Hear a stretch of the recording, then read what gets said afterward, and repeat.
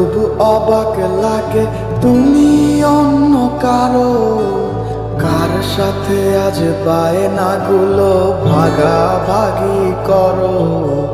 কার চোখের ওই চাহনিতে আজ তোমার লজ্জা কাটে, ওরে মেনে নিতে আজ পারছি না আমি তুমি অন্যের সাথে।